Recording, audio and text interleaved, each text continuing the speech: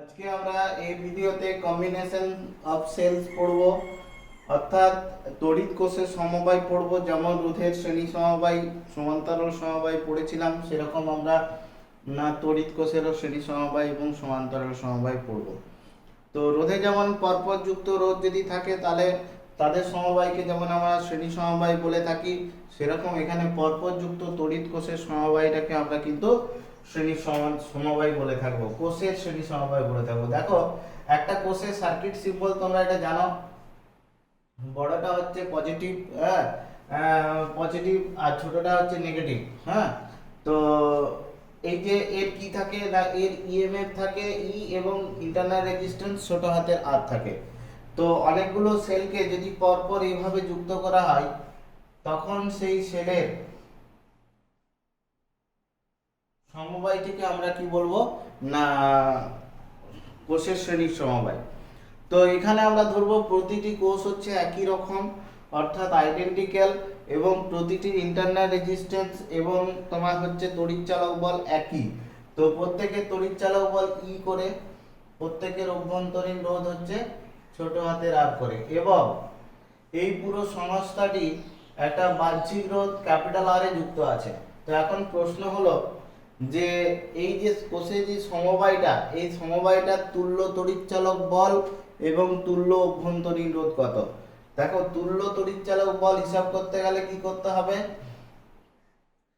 তুল্য তড়িৎচালক বল যদি আমরা হিসাব করি তাহলে সেটা হবে, তড়িৎচালক বল যদি হিসাব করি সেটা হবে হচ্ছে 4 ইন্টু ই।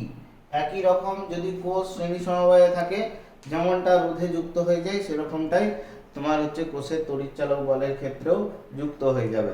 এবং তুল্য অভ্যন্তরীণ রোধ যদি আমরা বলি, তুল্য অভ্যন্তরীণ রোধ যদি আমরা বলে থাকি, তুল্য অভ্যন্তরীণ রোধ সেটাও কি হবে না স্যার, টোটাল রোধগুলো যোগ হয়ে যাবে মানে 4R হবে। ঠিক আছে, তো এমন তো অবস্থায় এই সার্কিটটা তাহলে কিভাবে কনভার্ট হয়ে যাচ্ছে, দেখো এই সার্কিটটা এইভাবে কনভার্ট হয়ে যাচ্ছে যে যার তড়িৎচালক বল ই এবং অভ্যন্তরীণ রোধ, যার তড়িৎচালক বল 4E এবং অভ্যন্তরীণ রোধ হচ্ছে 4R, এবং এই যে সংস্থাটা একটা বাহ্যিক রোধ ক্যাপিটাল আর এ যুক্ত, বাহ্যিক রোধ ক্যাপিটাল আর এ যুক্ত, বাহ্যিক রোধ ক্যাপিটাল আর এ যুক্ত। তো এমন তো অবস্থায় এই সমবায়টি কত কারেন্ট সৃষ্টি করবে, কত কারেন্ট বহির্বর্তনীতে তৈরি করবে না, কারেন্ট আই সমান হয়ে যাবে না 4E divided by R plus 4 ছোট হাতের আর। ঠিক আছে, যেমন সেই সূত্রটা E divided by R plus small r সূত্রটা দিয়ে আমরা করলাম। ঠিক আছে, তো তো এবারে কথা হচ্ছে যেটা খুবই সোজা অ্যাপ্রোচ। এবারে কথা হচ্ছে যদি চারটে কোষের পরিবর্তে আমরা যদি n সংখ্যক কোষকে ব্যবহার করি, সেক্ষেত্রে না বর্তনীর মূল তড়িৎ প্রবাহের সূত্র কি হবে না, চারটার জন্য দেখো তুল্য তড়িৎচালক বল 4E হয়েছে এবং তুল্য কোষের অভ্যন্তরীণ রোধ কত হয়েছে 4R হয়েছে। সেরকম যদি আমি n সংখ্যক কোষের ক্ষেত্রে করি না, n সংখ্যক কোষের ক্ষেত্রে যদি করা হয়, n সংখ্যক কোষের ক্ষেত্রে n সংখ্যক কোষের ক্ষেত্রে সেই আইটা সমান হয়ে যাবে না ne divided by r plus nr। ঠিক আছে, মুখস্থ রাখতে হবে, মনে রাখতে হবে। এটা হলো গিয়ে কি না, n সংখ্যক কোষের শ্রেণী সমবায়ের বর্তনীটি যদি বাহ্যিক রোধ ক্যাপিটাল আর এ যুক্ত থাকে, তাহলে বর্তনীর মূল প্রবাহ তথা বাহ্যিক রোধ আর এর মধ্য দিয়ে প্রবাহ কত হবে না I সমান ne divided by capital R plus n ছোট হাতের r, যেখানে চিহ্নগুলো প্রচলিত অর্থেই কিন্তু ব্যবহৃত হয়েছে, যা তোমরা দেখছো এখানে ডেজিগনেশন গুলো। এবারে কথা হচ্ছে যখন আমরা বর্তনীতে একাধিক কোষকে শ্রেণী সমবায়ে যুক্ত করব, তখন ভুলভ্রান্তি কিছু হয়ে থাকে। কিরকম ভুলভ্রান্তি হয়ে থাকে তা আমরা দেখাচ্ছি।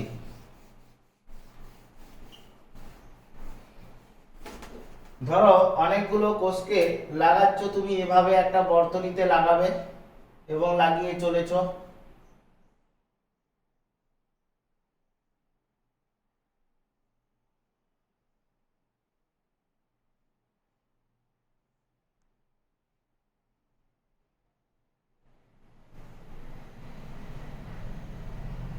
এরকম বর্তনীটি একটি হয়েছে। দেখো, আমরা জানি যে একটা কোষের বড়টা হয় পজিটিভ, ছোটটা হয় নেগেটিভ। তাহলে আমরা এইভাবে লাগাচ্ছি পজিটিভ নেগেটিভ এরকম লাগাতে গিয়ে এই জায়গাটা দেখো এটা নেগেটিভ এটা পজিটিভ, মানে এই কোষটাকে একটু গন্ডগোল ভাবে লাগানো হয়ে গেছে ভুলবশত। তো তারপরে আবার দেখি আবার পজিটিভ নেগেটিভ, মানে প্রথমে যেমন লাগাচ্ছিলাম সেরকমই লাগানো আছে পজিটিভ নেগেটিভ। আবার দেখো এই সেলটার ক্ষেত্রে এটা নেগেটিভ এটা পজিটিভ, ভুল হয়ে গেছে লাগানো। আবার শেষেরটার ক্ষেত্রে পজিটিভ নেগেটিভ, মানে যেমনটা আগে মেইনটেনেন্স হচ্ছিল তেমনই হচ্ছে। তো এই ধরনের বর্তনীতে তোমাকে তুল্য তড়িৎচালক বল হিসেবে কত হবে সেটা বের করতে গেলে তোমাকে দেখতে হবে যে কতগুলো সেল আছে। ফার্স্ট অফ অল আমরা গুনে নিই কতগুলো সেল আছে, 1 2 3 4 5 6 7 8, 8টা সেল আছে। ওই 8টা সেলের শ্রেণী সমবায়কে আমরা বাহ্যিক রোধ ক্যাপিটাল আর এ যুক্ত করেছি। তো এমনত অবস্থায় এই সবকটা সেলের তুল্য তড়িৎচালক বল কত হবে সেটা হিসাব করার জন্য আমাকে দেখতে হবে কারেক্ট ওয়েতে কতগুলো লাগানো হয়েছে। কারেক্ট ওয়েতে লাগানো মানে এই রকম সিকোয়েন্সে লাগানো, মানে প্লাস মাইনাস এইরকম সিকোয়েন্সে লাগানোটাকে আমরা কারেক্ট অ্যারেঞ্জমেন্ট বলছি। তো এই কারেক্ট অ্যারেঞ্জমেন্ট কটা হয়েছে দেখে নিই, 1 2 3, এটা তো ভুল হয়েছে, 4 5 6, 6টা অ্যারেঞ্জমেন্ট, 6টা সেলকে কিন্তু কারেক্ট অ্যারেঞ্জমেন্টে লাগানো হয়েছে। তার মধ্যেই যে দেখো দুটো উল্টো ভাবে লাগানো আছে। তাহলে সেক্ষেত্রে তোমাকে তুল্য তড়িৎচালক বল যখন গণনা করবে এই ধরনের সার্কিটে, তখন তোমাকে লিখতে হবে তুল্য তড়িৎচালক বল। সেটা কত হবে না, প্রথমে আগে কতগুলো ঠিকভাবে লাগিয়েছো না স্যার 6টা সেল ঠিকভাবে লাগিয়েছি, তাহলে 6E। ঠিক আছে, কটা ভুল লাগানো হয়েছে না -2E। ঠিক আছে, তো হয়ে যাবে তোমার হচ্ছে 4E। আই রিপিট এগেন, এমন শ্রেণী সমবায়ের বর্তনীতে যদি কোষকে লাগাতে গিয়ে ভুল হয়ে যায় তখন তোমাকে আগে দেখতে হবে কতগুলো সঠিক লাগানো হয়েছে, সেই সঠিক লাগানো কোষের সংখ্যা মাইনাস ভুল লাগানো কোষের সংখ্যার ইএমএফ বাদ দিয়ে তোমাকে তুল্য তড়িৎচালক বল বের করতে হবে। তাহলে তুল্য তড়িৎচালক বল কি হবে না হচ্ছে 4E। ঠিক আছে, তুল্য তড়িৎচালক বল হবে 4E। আর তুল্য অভ্যন্তরীণ রোধ কত হবে না, তুল্য অভ্যন্তরীণ রোধ সেটা হবে, একটু ভালো করে দেখো, কোষকে আমরা যদি উল্টো দিকে ভুলবশত লাগিয়ে দিই তাহলে তড়িৎচালক বল নির্ণয়ে কিন্তু প্রভাব পড়বে, কিন্তু তার অভ্যন্তরীণ রোধ নির্ণয়ে কিন্তু কোনো প্রভাব পড়বে না। কারণ রোধকে সোজাভাবে লাগাও বা তুমি ঘুরিয়ে লাগাও মানে একই রোধ, তার কোনো পোলারিটি নেই। তাই রোধ যখন বের করবে সবকটা সেলের যে রোধ আছে ইন্টারনাল রেজিস্ট্যান্স আর করে, সেই সবকটা সেলের ইন্টারনাল রেজিস্ট্যান্স তোমাকে কি করে দিতে হবে না যোগ করে দিতে হবে, যেহেতু শ্রেণী সমবায় আছে। তাই তোমার যে টোটাল অভ্যন্তরীণ রোধ যেটা হবে সেটা এইটার হবে, সেখানে কোনো রকম বিয়োগ বা যোগের কোনো ধারণা আসছে না, কোনো রকম বাদের কোনো ধারণা আসছে না। যতগুলো সেল আছে তার জন্য টোটাল ইন্টারনাল রেজিস্ট্যান্স অ্যাড হয়ে যাবে।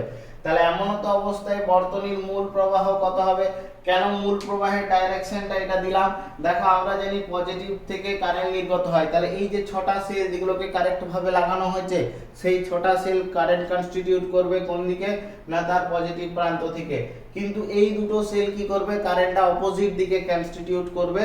ফলে কি হচ্ছে লব্ধি একটা কারেন্ট সেট হয়ে যাবে, সেই লব্ধি কারেন্টটা কত হবে না 4E তড়িৎচালক বলের জন্য হবে। আশা করি বুঝতে পারছো, যেহেতু এই 6টা সেলকে সঠিকভাবে অ্যারেঞ্জমেন্ট করা হয়েছে যার জন্য ওদের প্রবাহটা থেকে এই দুটো সেলের জন্য যে প্রবাহটা হবে সেটা বাদ হয়ে গিয়ে আলটিমেট প্রবাহটা এই চারজনে যেটা কারেক্ট হয়েছে মানে যেটা তুল্য তড়িৎচালক বলের জন্য মানে তুল্য তড়িৎচালক বল হয়েছে তার জন্যই কিন্তু ক্রিয়েটেড হবে। তো এমন তো অবস্থায় বর্তনীর মূল প্রবাহ কত হবে না, বর্তনীর মূল প্রবাহ সেটা I সমান হবে না, দেখো তড়িৎচালক বল 4E আর বাইরে লাগানো আছে ক্যাপিটাল আর, আর অভ্যন্তরীণ রোধ হচ্ছে এইটার। তো এইভাবে কিছু অঙ্ক খেয়াল করে কিন্তু করতে হবে। তো বলে রাখি কোষের শ্রেণী সমবায়টা খুব সোজা একটা সমবায়, এতে কোনো রকম হেজিটেশন নেই, কোনো রকম জটিলতা কুটিলতা কিছু নেই। শুধুমাত্র সেলকে যদি একটু আধটু ঘুরিয়ে উল্টো দিকে করে দেয় সেক্ষেত্রে একটু বুদ্ধি লাগিয়ে তুল্য তড়িৎচালক বলটা বের করে আগের মতো নিয়ম অনুযায়ী তড়িৎ প্রবাহটা বের করতে হবে। এরপরে আমরা কিন্তু পড়ব যেটা খুব ইম্পর্টেন্ট একটা টপিক, যেটা হচ্ছে কি না কোষের সমান্তরাল সমবায়। তবে আমি এখানে বলে রাখি, এখানে কোষের সমান্তরাল পড়ছি বা শ্রেণী পড়ছি যাই পড়ছি না কেন, না সব কটা সেল কিন্তু আইডেন্টিক্যাল, অর্থাৎ প্রত্যেকের তড়িৎচালক বল এবং অভ্যন্তরীণ রোধ হচ্ছে ছোট হাতের, তড়িৎচালক বল হচ্ছে ই একই সবারই এবং অভ্যন্তরীণ রোধ ছোট হাতের আর, এটাও সবারই একই। তবে আলাদা আলাদা ক্ষেত্রেও কিন্তু করা যায়, তো সেগুলো আমরা করব চ্যাপ্টার গ্রো করলে আস্তে আস্তে ওগুলো আমরা বুঝতে পারবো।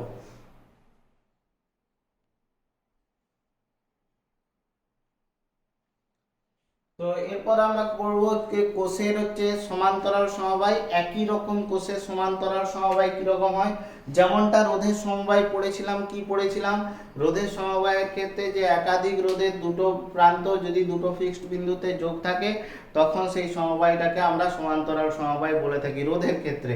তো এই ক্ষেত্রেও একই রকম বলবো যে একাধিক আইডেন্টিক্যাল সেলের যদি দুটো প্রান্ত দুটো ফিক্সড বিন্দুতে লাগানো থাকে সেক্ষেত্রে আমি সেই কোষের সমবায়টাকে আমরা কিন্তু কি বলবো, না সমান্তরাল সমবায়। তো আমরা একটা ছবি এঁকে জিনিসটাকে পরিষ্কার করছি।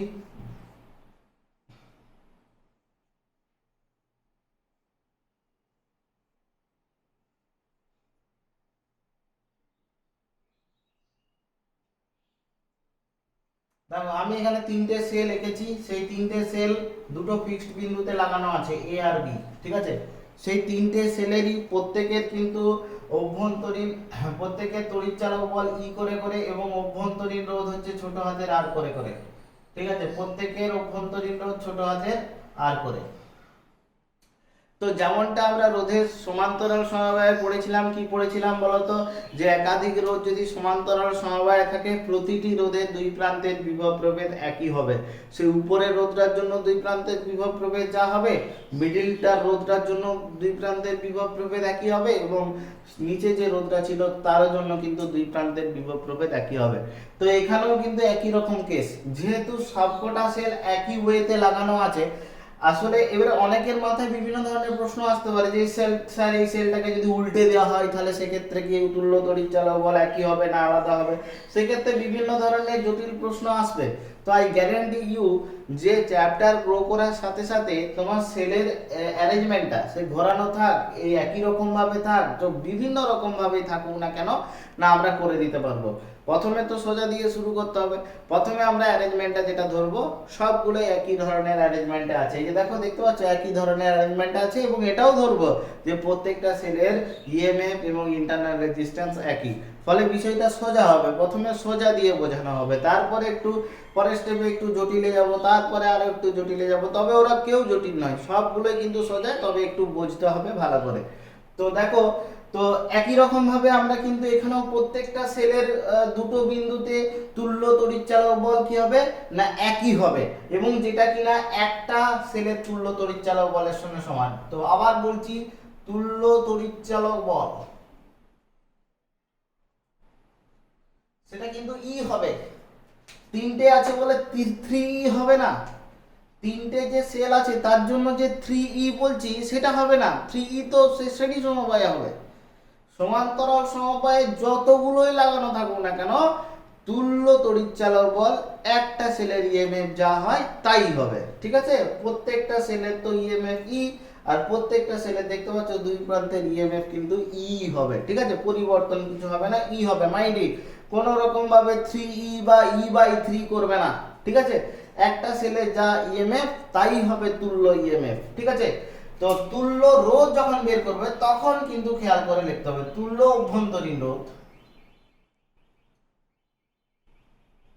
তুল্য অভ্যন্তরীণ রোধ যখন আমি বলবো তখন করতে হবে যে এদের তো এক একটা রোধ আছে, এখানে একটা রোধ, এখানে একটা রোধ, এখানে একটা রোধ, তার মানে কি রোধ আর আর আর তিনটে আর সমান্তরালে আছে, অভ্যন্তরীণ রোধ আছে এখানেও হচ্ছে, এখানেও আছে, এখানেও আছে।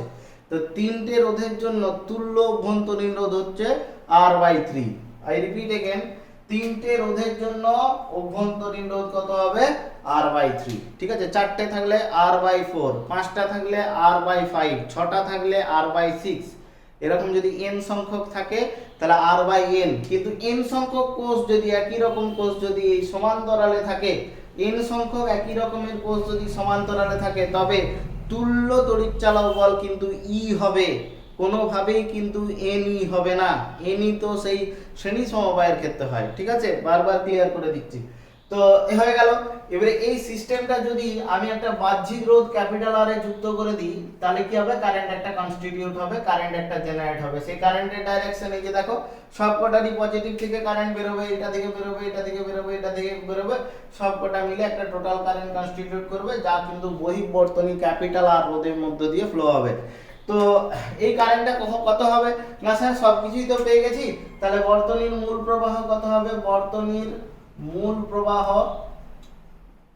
সেটা I সমান হয়ে যাবে, একটু লক্ষ্য করবে, তুল্য তড়িৎচালক বল কত E, এবং মোট রোধ কত, বাইরে লাগানো আছে ক্যাপিটাল R, আর কোষের মোট অভ্যন্তরীণ রোধ হচ্ছে R/3। This is the expression for main current in a parallel combination of cells. তো একই রকম ভাবে n সংখ্যক কোষের জন্য কি হবে না, n সংখ্যক কোষের জন্য আমি আবার ক্ল্যারিফাই করে দেবো, n সংখ্যক কোষের জন্য যেটা হবে, এটা ভালো করে লক্ষ্য করবে, n সংখ্যক কোষের তুল্য তড়িৎচালক বল কত হবে, E তড়িৎচালক বল বিশিষ্ট যদি n সংখ্যক কোষ সমান্তরালে থাকে, তাহলে তুল্য তড়িৎচালক বল কিন্তু E হবে, নট NE। তাহলে তুল্য তড়িৎচালক বল E হলো, ঠিক আছে, NE হবে না। সমান্তরালে একই রকম n সংখ্যক থাকুক বা যত সংখ্যকই থাকুক না কেন, তুল্য তড়িৎচালক বল একজনের জন্য হবে, মানে E হবে, ঠিক আছে। আর বাইরে লাগানো থাকবে ক্যাপিটাল আর, আর যেহেতু হচ্ছে অভ্যন্তরীণ রোধটা হিসাব করতে হবে, সেক্ষেত্রে R/N হবে। আমি একটু আগেই বলেছি যে অভ্যন্তরীণ রোধের ক্ষেত্রে যেমন সমান্তরাল সমবায়ের রোধের নিয়ম হয়, একই রকম রোধ যদি n সংখ্যক সমান্তরালে থাকে, তাহলে তুল্য রোধ হয় R/N, এটা আমি বলেছিলাম। তো এটাই হবে তখন কি না মূল প্রবাহ। তো এটাকে একটু সাজানো গুছানো করলে, লসাগু করলে AD divided by NR plus ছোট হাতের r। তো এটা তোমার মনে হতে পারে যে স্যার এটা তো শ্রেণী সমবায়ের ক্ষেত্রেও এরকম হয়েছিল না, একটু ভালো করে লক্ষ্য করে দেখবে, শ্রেণী সমবায়ের ক্ষেত্রে এটা হয়েছিল NE divided by capital R plus n small r। এই nটা এর ক্ষেত্রে ছিল ছোট হাতের r এর সঙ্গে ছিল, ঠিক আছে, এখন একটু পাল্টে গেছে, তো এমনটাই হবে আর কি। তো এখন আমরা যেটা পড়লাম এখন, বা শ্রেণী সমবায়ের ক্ষেত্রেও যেটা আমরা পড়লাম, সব কোটাই কিন্তু ফর আইডেন্টিক্যাল সেল, অর্থাৎ প্রত্যেকের কিন্তু তড়িৎচালক বলগুলো একই রকম, অভ্যন্তরীণ রোধগুলো একই রকম। তো এরপরে আমরা করব কি, যদি আলাদা আলাদা হয় তখন সেরকম, তাহলেই আমরা কি করব, তো এরপরে কিন্তু ভালো করে লক্ষ্য করবে।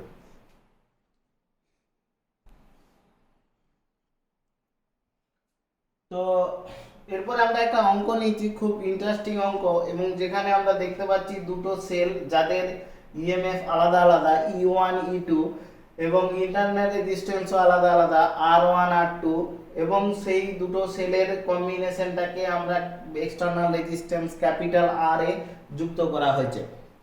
তো প্রথমেই এই ধরনের প্রশ্নেতে প্রথমেই তোমার দেখো, এই ইলেকট্রিক্যাল জাতীয় প্রশ্নে প্রথমেই তোমার মাথায় স্ট্রাইক করবে যে what is the main current, ঠিক আছে, সবসময় মেন কারেন্ট বের করানোর একটা উদ্দেশ্য রাখবে, এবং তা দিয়ে কিন্তু অনেক কিছু সমাধান হবে আর কি। তো প্রশ্নের উপর ডিপেন্ড করে তোমাকে এগোতে হবে। তো যাই হোক, এখানে যেটা আমরা বলছি যে তোমাকে যদি জিজ্ঞেস করি যে what is the main current here, তোমাকে যদি বলি যে এখানে মেন কারেন্ট হবে কোন দিকে, না স্যার এটা দিকেই হবে, কেন কি এর এটা প্লাস, এর এটা প্লাস, এটা মাইনাস, এটা মাইনাস, তো দুজনেই একই দিকে কারেন্ট কনস্টিটিউট করবে, তো একটা বিশাল অ্যামাউন্ট অফ কারেন্ট ক্রিয়েট হবে। তো তো এই মেন কারেন্টটা কত হবে, তো মেন কারেন্ট জানার জন্য তোমাকে কি জানতে হবে, তুল্য তড়িৎচালক বল কত আর মোট রোধ কত সেটাকে জানতে হবে। তাহলে তুল্য তড়িৎচালক বল কত হয় বলো, বর্তনী তুল্য তড়িৎচালক বল সেটা কত হবে, সেটা হবে E1 প্লাস E2, যেমন হয় যদি আইডেন্টিক্যাল হতো তাহলে E প্লাস E মানে 2E লিখতাম, ঠিক আছে, তো আলাদা আলাদা তাহলে E1 প্লাস E2 লিখে দিচ্ছি, কোনো ব্যাপার নাই, ঠিক আছে। তো এরপর তাহলে বলো মোট রোধ কত হবে, বর্তনীর মোট রোধ, বর্তনীর মোট রোধ কিন্তু, হ্যাঁ, মোট অভ্যন্তরীণ রোধ নয়, মোট অভ্যন্তরীণ রোধ তো R1 প্লাস R2, মোট রোধ কত হবে R1 প্লাস R2, আর বাইরে লাগানো আছে ক্যাপিটাল R, তাহলে মোট রোধ কত হবে R1 প্লাস R2, বাইরে লাগানো আছে capital R. Is it clear or not? Yes. তো বর্তনীর তাহলে মূল প্রবাহ কত হবে? বর্তনীর মূল প্রবাহ I, মূল প্রবাহ I কত হবে? কিছুই নয় না, মোট তড়িৎচালক বল E1 plus E2 divided by R1 plus R2 plus capital R। তো this is the main current here. ঠিক আছে, এটা মেইন কারেন্ট। প্রতিটা অঙ্কে কিন্তু বের করতে হবে। দেখো এখানে অঙ্কটা কি জিজ্ঞেস করছে আমরা পড়িনি এখনো পর্যন্ত। অঙ্কটা কি বলেছে দেখো, বলছে যদি প্রথম কোষের দুই প্রান্তের বিভব শূন্য হয়, দুই প্রান্তের বিভব প্রভেদ লিখি, কারণ দুই প্রান্তের বিভব হয় না, সবসময় পার্থক্য হিসাবে ইয়ে করা হয়, তো বিভব প্রভেদ প্রেজেন্ট করা হয়। তো বিভব প্রভেদ যদি শূন্য হয় তাহলে স্মল r1 স্মল r2 এবং ক্যাপিটাল R এর মধ্যে সম্পর্কটা কি আমাকে বের করতে হবে। কিছুই নয়, তাহলে তুমি ভালো করে ভাবো, এই যে কারেন্টটা এদিকে যাচ্ছে, এদিক থেকে ওইদিকে হয়ে, এদিক থেকে এদিকে হয়ে যাচ্ছে, তাই তো? তাহলে তুমি বলো এর দুই প্রান্তের বিভব প্রভেদ কি হয়? তোমরা আগে এটা বলো তো, আমাকে ক্লিয়ার করো। যখন একটা সেল ই এবং অভ্যন্তরীণ রোধ আর হয় এবং সেলের মধ্য দিয়ে কারেন্ট এটা হয়, মানে বাইরে থেকে ঘুরে এসে কারেন্ট আবার ঢুকবে, বাইরে এক্সটার্নাল রেজিস্ট্যান্স আছে, এটা আমি দেখাচ্ছি না। তো এখন এই সেলের দুই প্রান্তের বিভব প্রভেদ কত হবে? না স্যার ই মাইনাস আই আর, মনে আছে? একটা সেলের দুই প্রান্তের বিভব প্রভেদ হিসাব করার জন্য কি করি না, ই মাইনাস আই আর, নষ্ট ভোল্টটা বাদ দিতে হয়। মনে পড়ছে প্রথম দিনের ক্লাসে যে সেলের তড়িৎচালক বল থেকে নষ্ট ভোল্ট যদি বাদ দেওয়া হয় তাহলে তার দুই প্রান্তের বিভব প্রভেদ পাওয়া যায়। তা তুমি বলো এই সেলটার দুই প্রান্তের বিভব প্রভেদ কত হবে? প্রথম কোষের দুই প্রান্তের বিভব প্রভেদ বের করে শূন্য করে দেবো, কারণ সেটাই বলেছে প্রথম কোষের দুই প্রান্তের বিভব প্রভেদ শূন্য হলে আর R1 R2 R এর মধ্যে সম্পর্ক। তো করে দাও, প্রথম কোষের দুই প্রান্তের বিভব প্রভেদ কত হবে? না প্রথম কোষের দুই প্রান্তের বিভব প্রভেদ সেটা কত হবে? দেখো তো আমি ঠিক করছি কিনা। E1 মাইনাস IR1, কথাটা ঠিক? ইয়েস। কথাটা কেন ঠিক হবে না? তড়িৎচালক বল E1, তড়িৎচালক বল E1 আর নষ্ট ভোল্ট কত হবে? IR1, সেটা বাদ হবে। Is it or not? হবে তো বই কি। তাহলে এইটা সমান আমরা শর্তে কি লিখে দেবো? শূন্য লিখে দেবো। তো সার্কিটটা এখন ইরেজ করে দিই, যেহেতু আমরা এটা পেয়ে গেছি, শর্তে এটা সমান শূন্য করে দেবো এবং আই এর মানটা তো পেয়ে গেছি, তো আমরা বসিয়ে দেবো।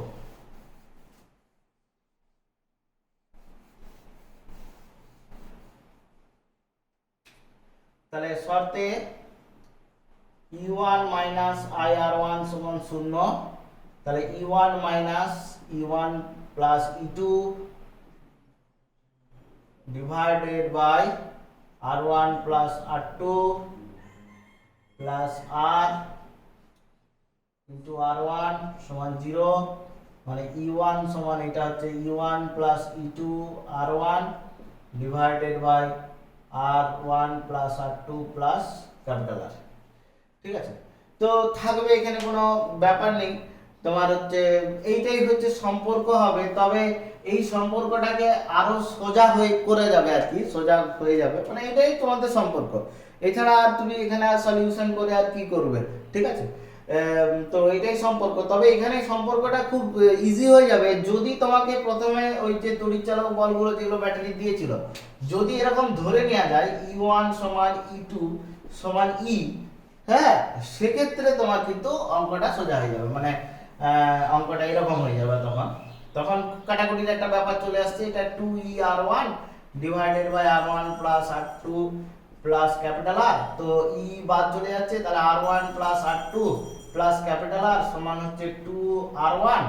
সো এখান থেকে তুমি ক্যাপিটাল R সমান হচ্ছে 2R1 minus R1 minus R2, তো this should be R1 minus R2। ঠিক আছে, তো এই ধরনের প্রশ্ন তোমাদের বইয়ে আছে, দেখবে উদাহরণে আছে, অবশ্যই তুমি একটু পড়লেই জানতে পারবে। দেখো তোমাকে কিন্তু খেয়াল করে মাথা ঠান্ডা রেখে অঙ্ক টঙ্ক করতে হবে, বিষয়টাকে বোঝার চেষ্টা করতে হবে। একবার ভিডিওটা দেখলে হবে না, দরকার হলে দুবার তিনবার দেখো, তাহলে কিন্তু অনেকটাই পরিষ্কার হবে। উদাহরণগুলো দেখে বোঝার চেষ্টা করো কেন হচ্ছে, কিভাবে হচ্ছে। ঠিক আছে, ভিডিওগুলো 3-4 বার করে দেখো, অঙ্কগুলো প্র্যাকটিস করো, তাহলে কিন্তু সোজা লাগবে, নাহলে তো জটিল লাগবে। ঠিক আছে, তো আমরা এরপরে করব কোষের মিশ্র সমবায়, মানে যেখানে শ্রেণী সমান্তরাল একসঙ্গে থাকবে এবং মূল প্রবাহ বের করব।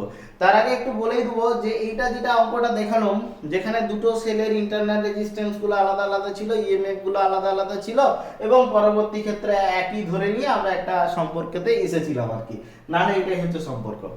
তো এরপরে যদি স্যার সমান্তরালের ক্ষেত্রে যদি ইএমএফ গুলো আলাদা আলাদা হয়, তাহলে সেক্ষেত্রে দুই বিন্দুর তুল্য তড়িৎচালক বল কত হবে সেরকমের যদি একটা অঙ্ক করে দেওয়া যায় খুবই ভালো হবে। তো অবশ্যই সেরকম একটা অঙ্ক এরপরে করে দিচ্ছি।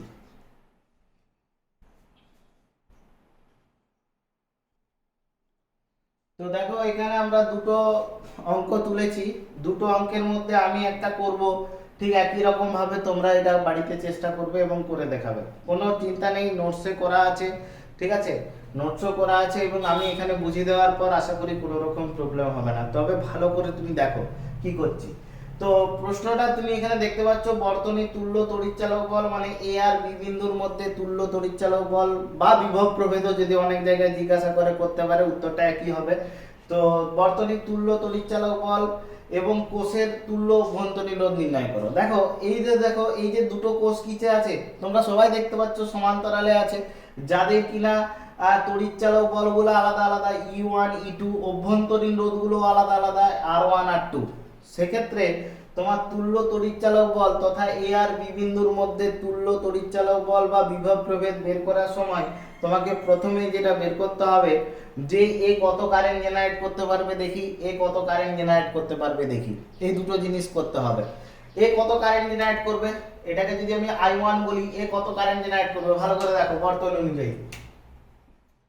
তো I1 কত জেনারেট হবে, E1 by R1, maximum current কত জেনারেট করতে পারবে E1 বাই R1। এ কত জেনারেট করতে পারবে, এটাকে যদি আমি I2 বলি, সে I2 টা কত হবে না স্যার E2 বাই R2 এটা হবে, ঠিক আছে। এবারে এই দুটো কারেন্ট জেনারেট হয়ে কোথায় যাবে, সেই জেনারেট হয়ে তো সে বেরোবে, তাহলে এই মেন কারেন্ট যদি I হয় তাহলে I সমান কত হবে I1 প্লাস I2, হ্যাঁ কি না। সেটা বহির্বর্তনীতে কি করলো, পাস করলো, যা হোক করে আবার তো সে এখানে ঢুকবে।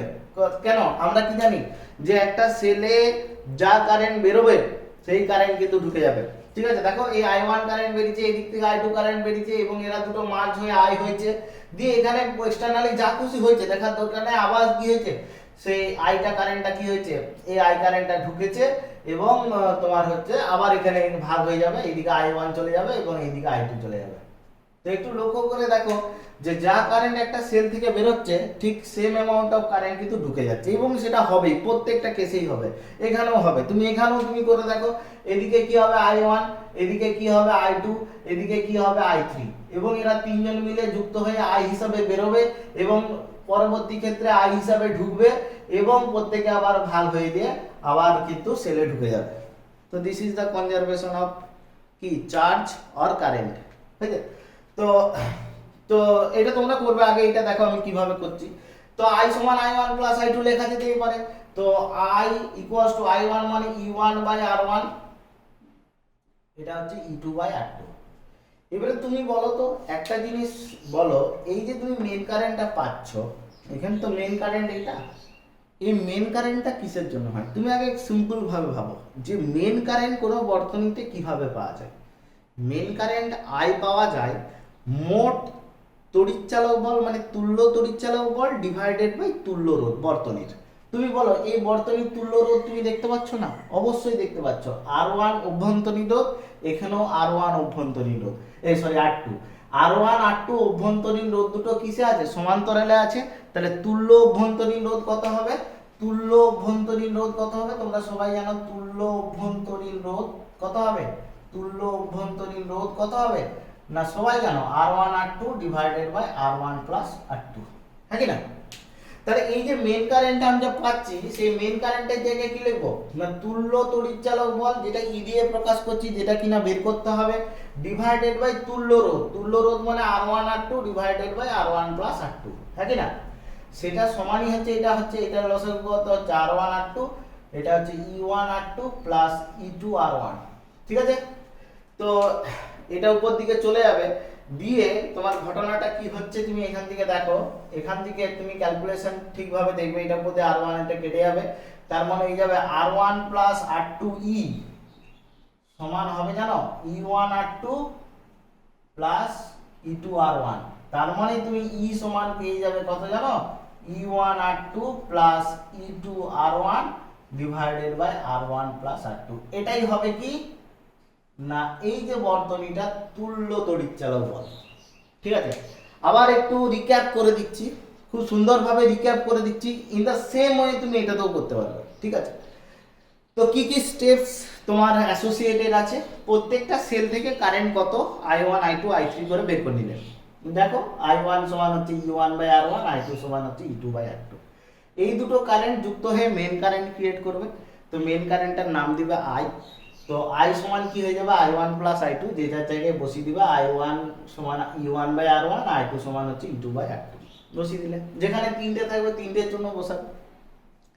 এরপরে যেটা করতে হবে যে এই বর্তনীটা তুল্য অভ্যন্তরীণ রোধ বের করতে হবে। তুল্য অভ্যন্তরীণ রোধ কত হবে না স্যার আর ওয়ান আর টু সমান্তরালে আছে, তাহলে সমান্তরালে অভ্যন্তরীণ রোধের তুল্য সূত্রটা কি হয় না R one R two divided by R one plus R two হয়ে গেল।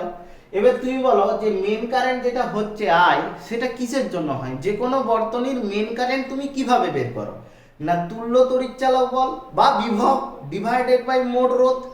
হ্যাঁ, তাহলে বিভব মানে বা তড়িৎচালক বল ই ধরেছি, আর মোট অভ্যন্তরীণ রোধে যে এইটা বের করেছি বসিয়ে দিয়েছি, জাস্ট ইটা বের করে দিয়েছি।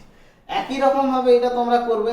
এখানে তোমাদের স্যার যে এখানে তিনটে রোধ আছে, তাহলে তুল্য অভ্যন্তরীণ রোধ কি করে বের করব, তোমাদের কি শেখানো হয় না? তিনটা রোধের একদম শর্টকাট প্রসেস আছে, যে কোষের অভ্যন্তরীণ রোধের তুল্য অভ্যন্তরীণ রোধের সূত্র কি A B C divided by A B plus BC plus কি ও সি এ। মনে পড়ছে? এটাই হচ্ছে তোমার তুল্য অভ্যন্তরীণ রোধ। ঠিক আছে, তো তুল্য তোমার তড়িৎচালক বল ই ধরবে। ইন দ্য সেম ওয়ে তোমরা এটা আমাকে করে দেখাবে এইচ ডব্লিউ হিসেবে। ঠিক আছে।